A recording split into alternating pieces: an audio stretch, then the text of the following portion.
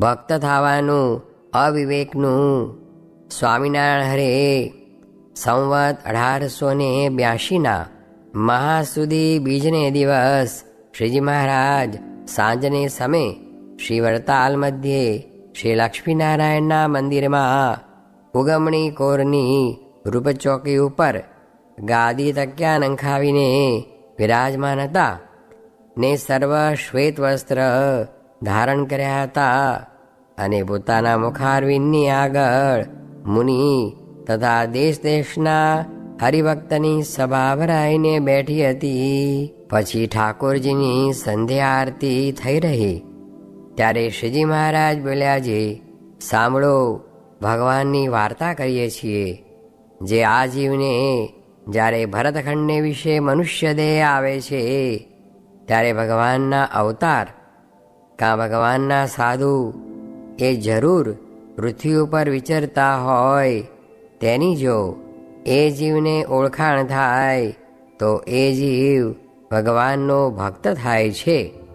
પછી એ ભગવાનનો ભક્ત થયો તેને ભગવાન વિના બીજા કોઈ પદાર્થને વિશે પ્રીતિ રાખવી ઘટે નહીં. શા માટે? જે ભગવાનના ધામનું જે સુખ છે તેની આગળ માયિક પંચવિષયનું સુખ છે તે તો નરક જેવું છે. અને જે નરકના કીડા છે તે તો નરકને વિશે પરમ સુખ માને છે, પણ જે મનુષ્ય હોય તે તો તે નરકને પરમ દુઃખદાયી જાણે છે. તેમ જેને ભગવાનની ઓળખાણ થઈ તે તો ભગવાનનો પાર્ષદ થયો ને તેને ભગવાનનો પાર્ષદ મટીને વિષ્ઠાના કીડાની પેઠે માયિક પંચવિષયના સુખને ઈચ્છવું નહીં. અને જે ભગવાનનો ભક્ત હોય તે તો જે મનોરથને કરે તે સર્વે સત્ય થાય છે. માટે ભગવાન વિના બીજા પદાર્થને અણસમજણે કરીને જે ઈચ્છે છે એ જ એને મોટો અવિવેક છે. તે સારું, જે ભગવાનનો ભક્ત હોય તેને તો 14 લોકના જે ભોગ સુખ છે તેને કાકવિષ્ટા તુલ્ય જાણ્યા જોઈએ અને મન કર્મ વચને કરીને ભગવાનને ભગવાનના ભક્તને વિશે જ દ્રઢ પ્રીતિ કરી જોઈએ અને એમ સમજવું જોઈએ જે ભગવાનનો ભક્ત હોય ને તેને જો કદાચિત ભગવાન વિના બીજી વાસના રહી ગઈ હોય તો તે પણ ઇન્દ્ર પદવીને પામે કાં બ્રહ્મલોકને પામે, પણ પ્રાકૃત જીવની પેઠે નરક 84માં તો જાય જ નહીં. ત્યારે જે યથાર્થ ભગવાનનો ભક્ત હોય તેનો જે મહિમા ને તેનું જે સુખ તે તો વર્ણવ્યામાં જ કેમ આવે. માટે ભગવાનનો ભક્ત હોય તેને તો ભગવાનમાં જ દ્રઢ પ્રીતિ રાખવી.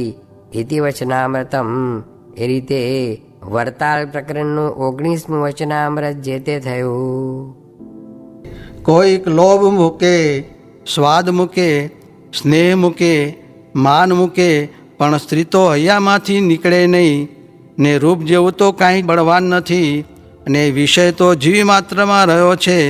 તે તો મોટા અનુગ્રહ કરે ત્યારે ટળે, પણ તે વિના ટળે નહીં. સ્વામિનારાયણ સ્વામીએ વાત કરી છે, શાસ્ત્રમાં ભગવાનને સમદર્શી કયા છે તે ખરું નથી, કારણ કે ભગવાન તો ભક્તના છે પણ અભક્તના નથી, માટે સમદર્શી નથી. સ્વામિનારાયણ હરે સ્વામીએ વાત કરી છે, પ્રગટ ભગવાન મળ્યા છે તેથી પરિપૂર્ણ કલ્યાણ માનવું પણ અધૂરું માનવું નહીં. ને સાધન કરવા અથવા સાધુ થવું એ તો બધું વિઘ્ન ન થાય તેને અર્થે છે, પણ ઉપાસનાની દ્રઢતા રાખીને વળગી રહેશો તો પાર પડી ગયું છે. અને જેવે રૂપે ભગવાન મળે તેનું ધ્યાન ભજન કરવું તે પુરુષોત્તમ ભગવાનને મેળવી દે. સ્વામિનારાયણ હરે સ્વામીએ વાત કરી છે, મહારાજે અનેક પ્રકારના સાધન નિયમ બતાવ્યા છે, તેમાં મુખ્ય બ્રહ્મચર્ય છે. અને મહારાજનો અવતાર થયો છે તે તો મૂળ અજ્ઞાનનો નાશ કરવાને અર્થે થયો છે. તે અનેક પ્રકારથી ફેરવીને એ વાત સમજાવશે. તે તે મૂળ અજ્ઞાન શું? ત્રણ દેહથી જુદું પોતાનું સ્વરૂપ ન સમજે ને ભક્તિ કરે એ જ છે. ને આ વાત કરોડ જન્મ ધરે પણ સમજાય નહીં. મોટા સાધુ સમજાવે ત્યારે સમજાય. સ્વામિનારાયણ હરે સ્વામીએ વાત કરી જે મારે કાને બહુ ભારે શબ્દ કોઈ સંભળાયા, તેથી હૃદયમાં ચક્કર ચક્કર થઈ તે જ દેખાઈને બેસી ગયું. પછી જાણ્યું જે પુરુષોત્તમપણું આપણે સમજાયું. સ્વામિનારાયણ હરે સ્વામીએ વાત કરી જે પંચમ સ્કંદમાં જળ ભરતના વચન છે જે અમારે મતે વેદોક્ત માર્ગ નથી એમ વાત કરી. તે ઉપર ઠક્કર મંજીએ પૂછ્યું જે એને શું રહ્યું? ત્યારે સ્વામી બોલ્યા જે આત્માને પરમાત્મા બે ને આપણે પણ એવા થવું છે.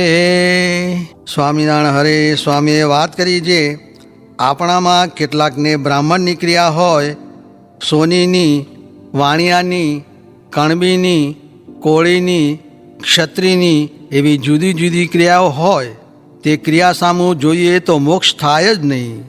માટે તે ક્રિયા સામું જોવું નહીં, ભગવાન સામું જોવું.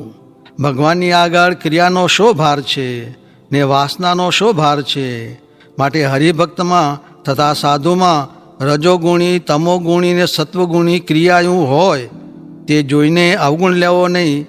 જેને ભગવાનનો આશરો થયો છે તે તો ગુણાતીત થઈ રહ્યો છે. ને રજોગુણી, તમોગુણી ને સત્વગુણી એ ત્રણ પ્રકારના જીવને ભગવાનનો સંબંધ થાય તો ગુણાતીત થઈ જાય છે. સ્વામિનારાયણ હરે સ્વામીએ વાત કરી જે રાજાને પાણી ન પાયું તો પણ સંકલ્પ કર્યો હતો તેથી તેને ગામ આપ્યું. તેમ જીવ પોતાના સ્વભાવ મૂકતા નથી, તેમ ભગવાન પણ પોતે જીવનો મોક્ષ કરવાનો સંકલ્પ મૂકતા નથી. સ્વામિનારાયણ હરે સ્વામીએ વાત કરી જે અગતરાયમાં હાલ મંદિર છે ત્યાં શ્રીજી મહારાજે ભાઈ રામદાસજીને કહ્યું જે તમારું અંગ કહો, પછી અમે અમારું અંગ છે તે કહેશું. પછી રામદાસભાઈએ પોતાનું અંગ કહ્યું જે ત્રણ અવસ્થામાં જીવાત્માને વિશે તમારી મૂર્તિ તેજે સહિત અખંડ દેખું છું, એવું તમારી કૃપા થકી અખંડ વર્તે છે. પછી શ્રીજી મહારાજે પોતાનું અંગ કહ્યું જે અક્ષરાધિક મુક્ત તથા પુરુષ, કાળ, માયા, પ્રધાન પુરુષ તથા અનંત કોટી બ્રહ્માંડના ઈશ્વર તથા સર્વે વિભૂતિઓ તથા સર્વે જીવ એ સર્વેનો નિયંતા ને સર્વેનો કર્મ ફળ પ્રદાતા તે હું એક જ છું. ને તે સર્વેના સ્વરૂપ, સ્વભાવ ને ગુણ તેને અખંડ દેખું જાણું છું. પણ એ સર્વે જે અક્ષરાધિક તે મારી મૂર્તિનો મહિમા જેમ છે તેમ દેખવા જાણવા સમર્થ નથી. ને હું પણ મારી મૂર્તિના મહિમાના અંતને પામતો નથી. ને એ સર્વે સામર્થ્ય તે મારી મૂર્તિના એક રોમના કોટીમાં ભાગની બરોબર પણ નથી આવતું. એવી અનવધિકાતિશય મહા આશ્ચર્યમય ને સર્વોપરી આ મૂર્તિ છે, એમાં કિંચિત માત્ર સંશય નથી. એ અમારું અંગ છે તે કહ્યું.